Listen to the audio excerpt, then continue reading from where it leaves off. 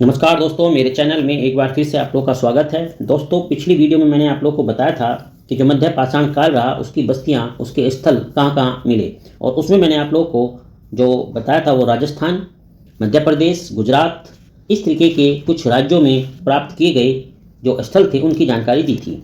आज अपनी इस वीडियो में मैं जो है आपको बताऊँगा कि उत्तर प्रदेश में कहाँ कहाँ जो है मध्य पाषाण काल के स्थल जो है प्राप्त हुए और उनकी क्या महत्ता है और वहाँ पर क्या क्या प्राप्त हुआ। तो आप लोग बड़े ध्यान से सुनना और बहुत ही इंपॉर्टेंट जानकारी इसमें आपको प्राप्त होगी। तो चलिए स्टार्ट करता हूँ मैं। उत्तर प्रदेश में मध्य पाषाण काल के स्थल, बेसिकली जो उत्तर प्रदेश में इलाहाबाद है, इलाहाबाद प्रतापगढ़ के क्षेत्र में स्थित सराय नहर राय, ध्यान देना इस बात पर, सराय नहर राय बहुत ही महत्वपूर्ण स्थल है मध्य पाषाण काल का। यहाँ का जो उत्खनन कार्य किया गया वो GR शर्मा के द्वारा संपन्न हुआ था और यहाँ एक छोटी बस्ती के साक्ष्य भी मिले हैं। इसके अतिरिक्त जो है यहाँ पर अनेक छोटी भट्टियाँ, एक बड़ी सामुदायिक भट्टी, झोंपड़ी का फर्श और कई कब्रें यहाँ पर जो है उपलब्ध हुई हैं। ये बात बड़ी इंपॉर्टेंट है, आप लोग नोट करते रहना इनको। यहीं से स्तंभ गर्त के भी प्रमाण मिले हैं। ध्यान देना, स्तंभ गर्त के प्रमाण कहाँ से मिले हैं? वो मिले हैं सराय नहर राय, जो इलाहाबाद के प्रतापगढ़ क्षेत्र में पड़ता है।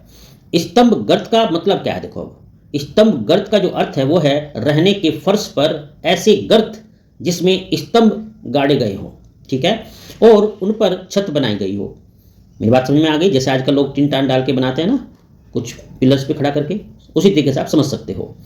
यहाँ से ढेर सारे नर कंकाल भी जो है प्राप्त हुए हैं। ध्यान देने वाली बात है, बहुत सारे नर कंकाल यहाँ पर प्राप्त हुए हैं। कुछ अस्थि तथा सींग निर्मित उपकरण भी मिले हैं। एक बहुत इंपॉर्टेंट जानकारी जो यहाँ पर है वो ये है कि समाधानों से तत्कालीन मृतक संस्कार विधि का भी यहाँ पे पता चलता है। समाधि स्थल में शवों का सिर पश्चिम और पैर पूर्व की ओर होते हैं। ध्यान देना इस बात पर, सर पश्चिम और पैर पूर्व की ओर होते हैं।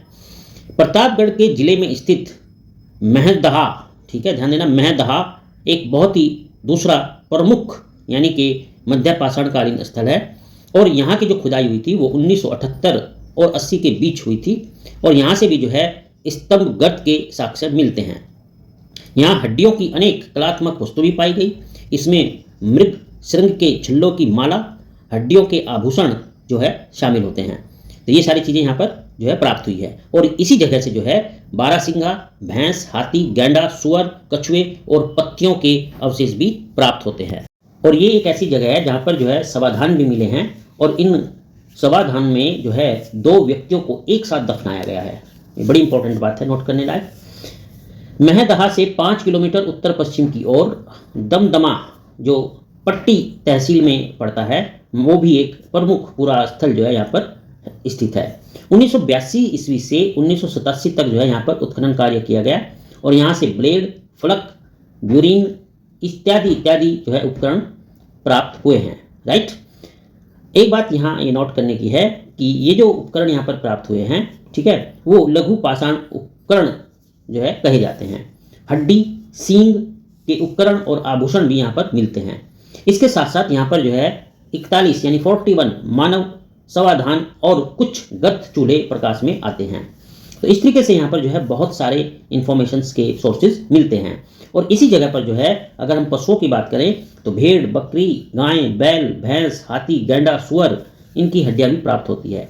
कुछ पक्षियों, मछलियों, कछुओं की हड्डियाँ भी यहाँ पर जो है मिलती है।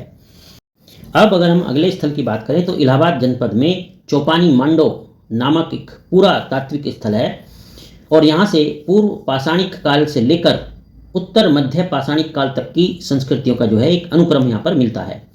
यहाँ हाथ से बने अनगढ़ किस्म के मध्यभांड जो है उपलब्ध होते हैं। झोपड़ियों के गोल फर्श मिलते हैं और उत्तरवर्ती चरण का एक फर्श मिलता है जो पत्थरों से बना हुआ है। इस चरण से सरकंडे और बांस के निशान वाली जो है पक्की मिट्टी के पिंड भी मिलते हैं। इसी जगह पर कुछ अन्य और चीज़ें भी यहाँ मिलती हैं, जैसे हथौड़ा, पत्थर, छिलाई में प्रयुक्त होने वाले पत्थर, छिद्रयुक्त गोल पत्थर आदि आदि। तो इस तरीके से जो है जो उत्तर प्रदेश का ये विंध्य और ऊपरी एवं मध्य गंगा घाटी वाला क्षेत्र रहा वो मध्य पाषाणकालीन उपकरणों के लिए बहुत ही समृद्ध रहा है। इसी प्रकार से देखो मिर्जापुर जिले में स्थित मोरहना पहाड़, ठीक है, और बघी खोर, लेखैया इत्यादि इत्यादि जो है मध्य पाषाण कालीन जो प्रमाण होते हैं वो यहाँ पर मिलते हैं। इन स्थानों से बहुसंख्यक लघु पाषाण उपकरण के साथ साथ जो है नरकंकाल की भी प्राप्ति होती है। जैसे लेह खैया से 17 नरकंकाल प्राप्त हुए और इनमें से अधिकांश जो है जिन नरकंकाल थे उनका सर जो है पश्चिमी दिशा में मिलता है। तो दोस्तों ये थी कुछ जानकारी मध्य पाषाण काल के स्थलों की जो कि उत्तर प्रदेश में स्थित है। उम्मीद करता हूँ आपके लिए बहुत ही वैल्यूएबल सिद्ध होगी। तो चलिए अपना ध्यान रखना, मुझसे जुड़े रहना, चैनल को जरूर सब्सक्राइब करना। आपका दिन शुभ हो। बहुत बहुत धन्यवाद।